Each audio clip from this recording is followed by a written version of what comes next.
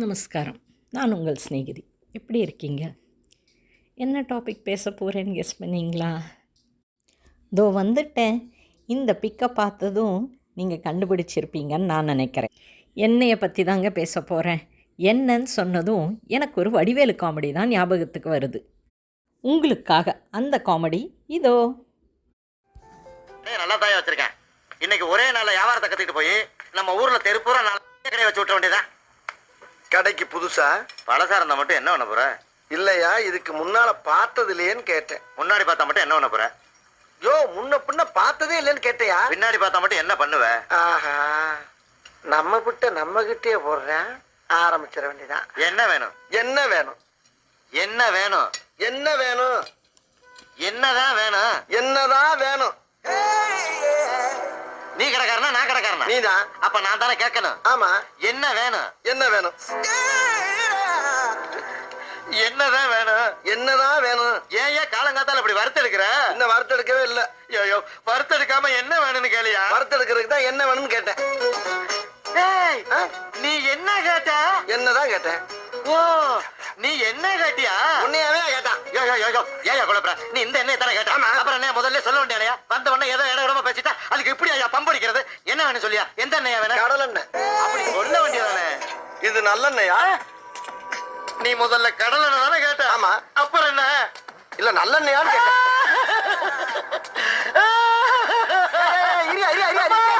சுத்தமான நல்லெண்ணெயான்னு கேட்டியா? சுத்தமான. அப்படி கேட்டியா? சத்தியமா சுத்தமான நல்லதாப்பா. அப்ப ஊத்து. இது கடல் எண்ணெய் தானே? ஐயோ ஐயோ, நான் ஊருக்கு போறேன். எனக்கு டிக்கெட் எடுத்து கொடுங்க. இனிமே பணிய கிடையாது. காமெடி இல்லை, நல்லா என்ஜாய் பண்ணீங்களா? நான் ஓகேங்க, டாபிக் வருவோமா? நாம் நம்ம டெய்லி லைஃப்பில் நிறைய வகையான எண்ணெய்கள் யூஸ் பண்ணுறோம். ஃபார் எக்ஸாம்பிள் குக்கிங்க்கு, பியூட்டி அண்ட் ஹெல்த் கேருக்கு, அப்புறம் மெடிசனல், அதாவது மருத்துவ குணங்களுக்கோசரம் நிறைய யூஸ் பண்ணுறோம் இல்லையா? இப்படி பல வகையான பர்பஸ்க்கு நாம் எண்ணெயை யூஸ் பண்ணுறோம். இந்த எண்ணெய் வெரைட்டியில் ஃபஸ்ட்டு வரதே நல்லெண்ணெய் தாங்க, செஸ்மே ஆயில். இதை நான் கிங் ஆஃப் ஆயில்ஸ்னு கூட சொல்லுவேன். நல்லெண்ணெய் ராஜா தாங்க. ஏன் தெரியுமா? வெறும்னா இட்லி மிளகா பிடிக்கு போட்டு சாப்பிட்றதுக்கும் சரி, தாளிச்சி கொட்டிட்டு சமையலில் போடுறதுக்கும் அதுக்கும் யூஸ் பண்ணுறோம். அப்புறம் ஹெட் பாத் எடுத்து தலைக்கு எண்ணெய் தேய்ச்சி குளிக்கிறதுக்கும் யூஸ் பண்ணுறோம். நல்லெண்ணெய் மெடிசினல் சைடில் யூஸ் பண்ணலான்னா எப்படின்னா, இப்போ சுளுக்கெல்லாம் இருக்குது, அதுக்கெல்லாம் தடவி இந்த சுளுக்கு நீவறத்துக்கும் யூஸ் பண்ணுவாங்க. அதுக்கப்புறம் எண்ணெய் கொப்பளித்தல், அதாவது ஆயில் புல்லிங்குன்னு பண்ணுறாங்க. ஆயில் புல்லிங்னால் உங்களுக்கு எல்லாருக்கும் தெரியும்னு நினைக்கிறேன். வாயில் எண்ணெயை போட்டு ஸ்குவிஷ் பண்ணி, அதை கொப்பளிச்சு அந்த எண்ணெயை டிஸ்கார்ட் பண்ணுறது தாங்க ஆயில் புல்லிங். அடுத்தது நாம் பார்க்க போகிறது கோகனட் ஆயில் தாங்க. எப்படி நல்லெண்ணெய் ராஜான்னு சொன்னேனோ, கோகனட் ஆயில் ராணி தாங்க. இதுவும் அப்படி தான், எல்லா விதத்துக்கும் நாம் யூஸ் பண்ணுறோம். லைக் குக்கிங்கில் ஆகட்டும், hair care. Most of the people எனக்கு தெரிஞ்சு தலைக்கு எண்ணெய் தடவுறது, தினைக்கும் எண்ணெய் தடவுறதுனா கோகனட் ஆயில் தாங்க யூஸ் பண்ணுவாங்க. குக்கிங்கில் கூட தேங்காய் எண்ணெய் யூஸ் பண்ணுறாங்க.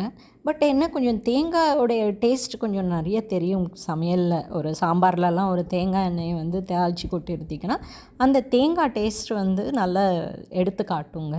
அதுக்கப்புறம் தேங்காய் எண்ணெய் ஈவன் இன்ஃபேக்ட் இதுக்கெல்லாம் கூட யூஸ் பண்ணுறாங்க, ஆயில் புல்லிங்க்கும் யூஸ் பண்ணுறாங்க. இது நேவல் ஆயிலிங்னு சொல்கிறாங்க. தொப்புள் இதுக்கு எண்ணெய் தடவுறாங்க. அதுக்கு கூட இந்த கோகனட் ஆயில் ரொம்ப பயன்படுத்துகிறாங்க.